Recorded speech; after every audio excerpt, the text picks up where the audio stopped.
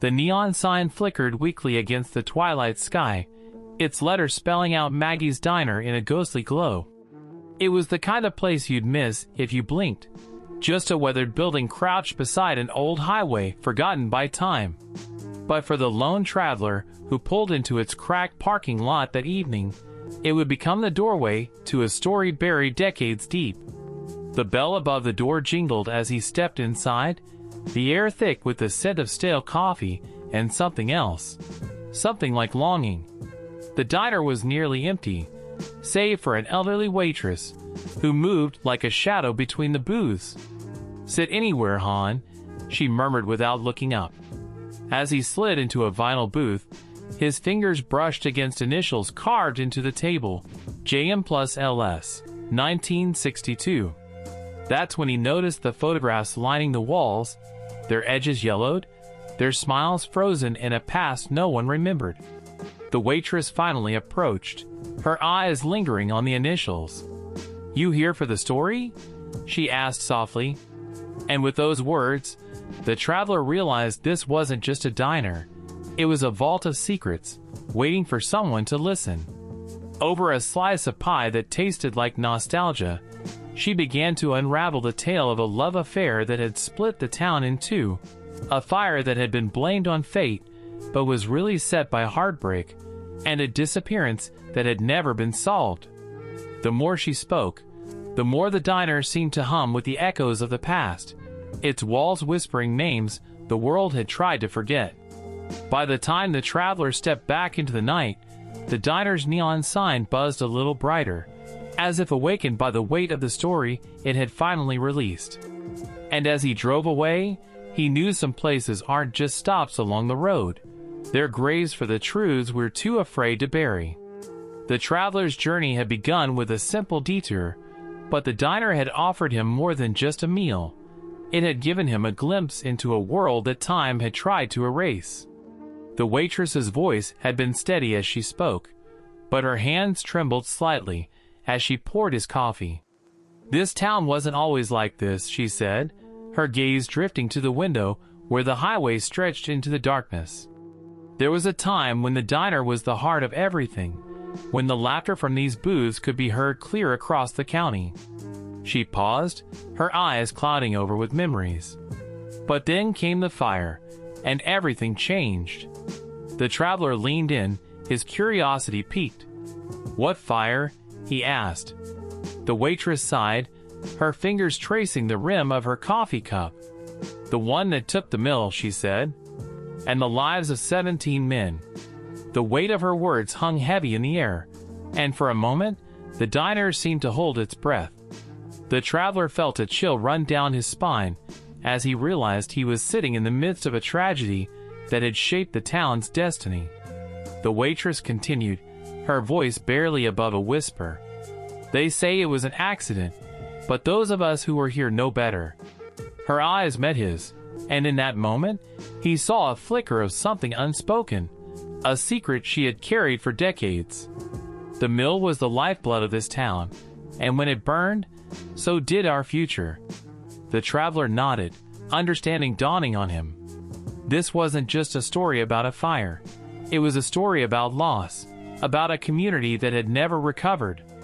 And as he listened, he couldn't help but wonder how many other stories like this were hidden in the corners of forgotten diners across the country.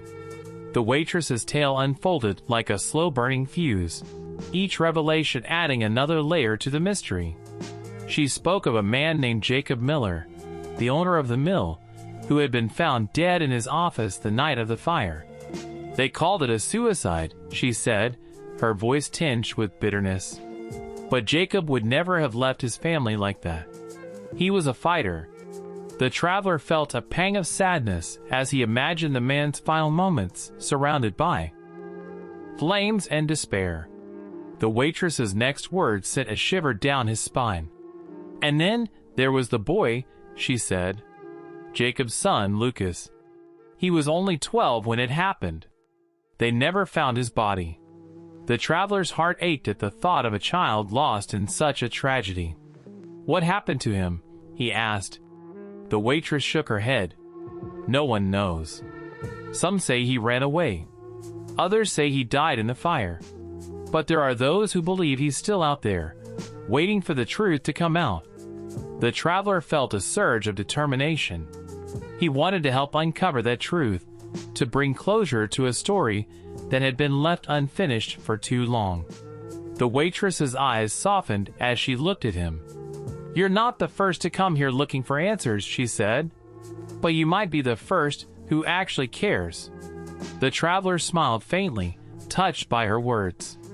"I'll do what I can," he promised. The waitress nodded, a hint of hope in her eyes.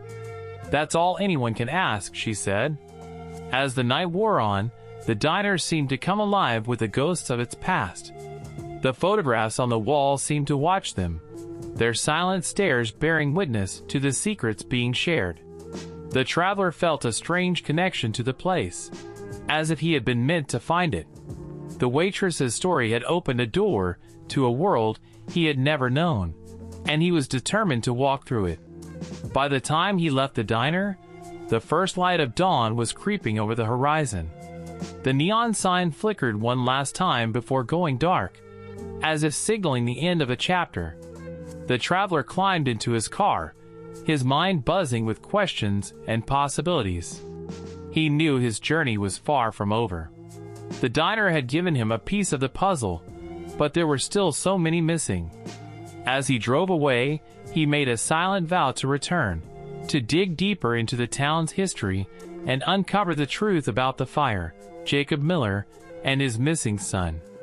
The road ahead was uncertain, but for the first time in a long while, the traveler felt a sense of purpose. The diner had reminded him that every place has a story, and sometimes those stories are waiting for the right person to tell them. Did you know that over 3,000 roadside diners have vanished from America's highways since 1980? Places where lives intersected, stories unfolded, and secrets were buried beneath the neon glow. This is the story of one such place, Maggie's Diner, and the lonely traveler who uncovered its ghosts. Pause. The old Highway 17 stretches like a forgotten scar across the Midwest. Most travelers take the interstate now, leaving this road to the weeds and the wind. But not me. I've always been drawn to the roads less traveled, the places time forgot. That's how I found Maggie's Diner, its neon sign flickering weakly against the twilight, a relic stubbornly refusing to fade. The parking lot was empty, the windows fogged with decades of grease and dust. Something about it felt waiting, like it had been sitting there, holding its breath, just for me. Pause. Inside, the air was thick with the scent of old coffee and bacon grease. The counter stools were cracked vinyl, the jukebox silent. A single waitress, Maggie herself, I'd later learn, stood behind the counter, her smile not quite reaching her eyes. "You're the first customer I've had in weeks," she said.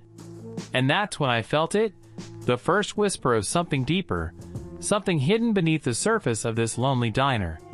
Pause. Over a slice of pie that tasted like nostalgia, Maggie began to talk. Not about the weather or the empty highway, but about the town that used to thrive here.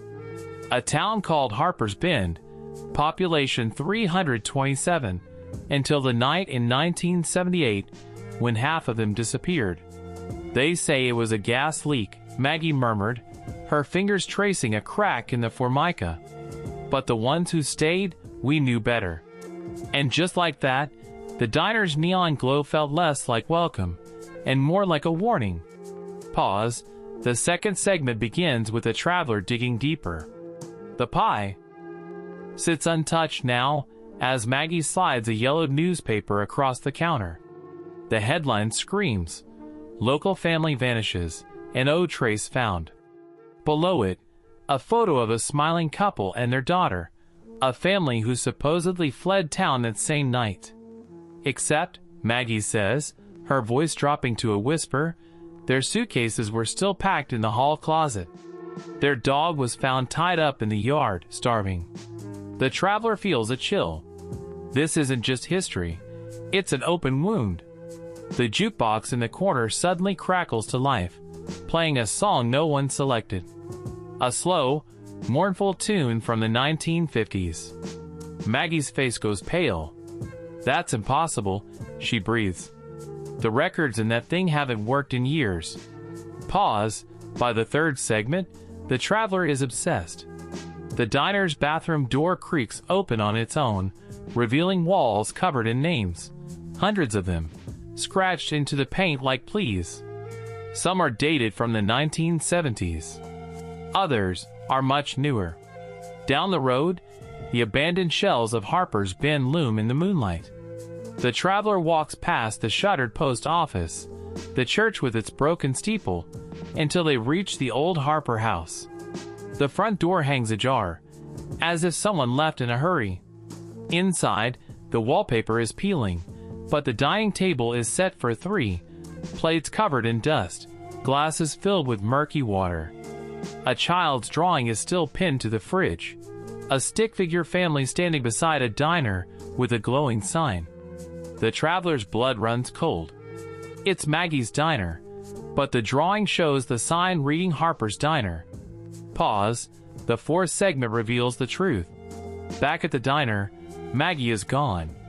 In her place sits an old man with hollow cheeks and trembling hands.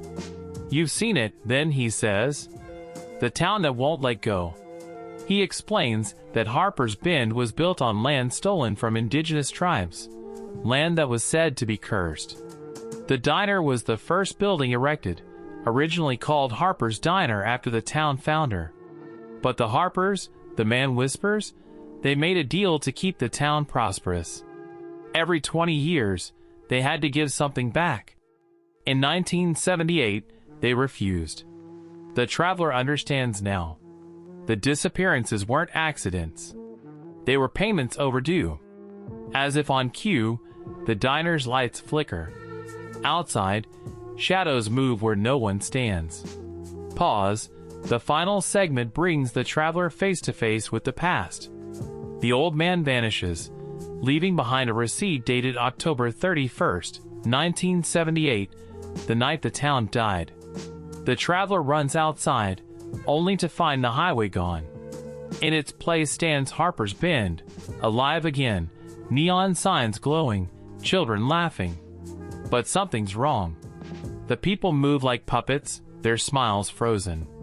At the diner, now Harper's Diner, a family sits in the booth by the window. The same family from the newspaper. They turn in unison, their eyes hollow. The traveler stumbles back, and suddenly it's daylight. The diner is empty, decaying.